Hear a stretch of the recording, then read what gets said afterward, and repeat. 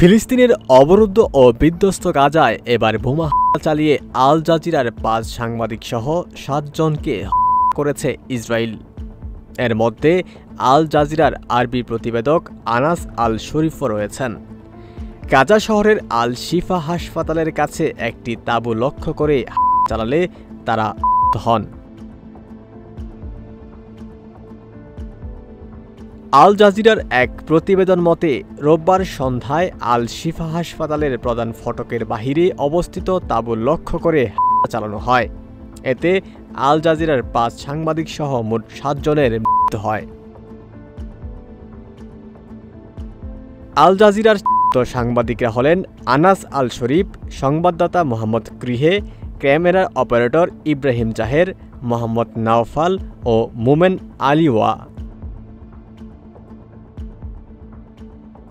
আনাস আল শরীফ আল জাজিরার একজন সুপরিচিত সাংবাদিক ছিলেন।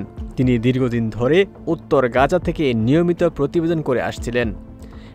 হওয়ার কিছুক্ষণ আগে এক এক্স বার্তায় তিনি লেখেন, গাজা নগরীর পূর্ব ও দক্ষিণ অংশে প্রচণ্ড বর্ষণ শুরু করেছে ইসরায়েল।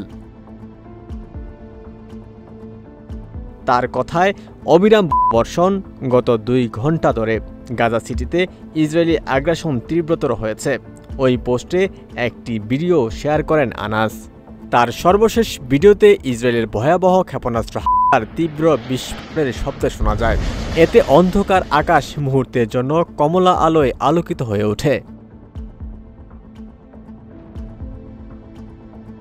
এক বিবৃতিতে হত্যার দায় স্বীকার করেছে ইসরায়েলি সেনাবাহিনী, যেখানে দাবি করা হয় আল শরীফ হামাসের সশস্ত্র শাখার একটি ইউনিটের নেতৃত্ব দিতেন এবং তার নেতৃত্বে ইসরায়েলের বিরুদ্ধে রকেট হামলার পরিকল্পনা হয়েছিল। তবে euro Mediterranean human rights monitor বিশ্লেষক মোহাম্মদ শেহাদা বলেন, আনাস আল শরীফের সহিংস কর্মকাণ্ডে জড়িত থাকার কোনো ধরনের প্রমাণ নেই। তার ভাষায় সকাল থেকে সন্ধ্যা পর্যন্ত ক্যামেরার সামনে দাঁড়িয়ে থাকাই ছিল তার প্রতিদিনের রুটিন কাজ। Al Jazeera media network Gaza উপত্যকায় তাদের সাংবাদিকদের, বিশেষ করে আনাস আল শরীফকে নিয়ে ইসরায়েলি সেনাবাহিনীর উস্কানিমূলক প্রচারণা চালানোর অভিযোগ করে তার তীব্র নিন্দা জানিয়েছে।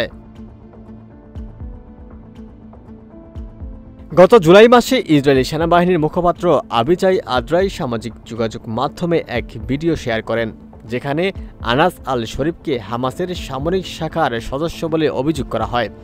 তবে ইসরায়েলি বাহিনীর এই দাবি মিথ্যা বলে প্রত্যাখ্যান করে আন্তর্জাতিক সাংবাদিক সংগঠনগুলো। ওমর ফারুক, ঢাকা প্রকাশ।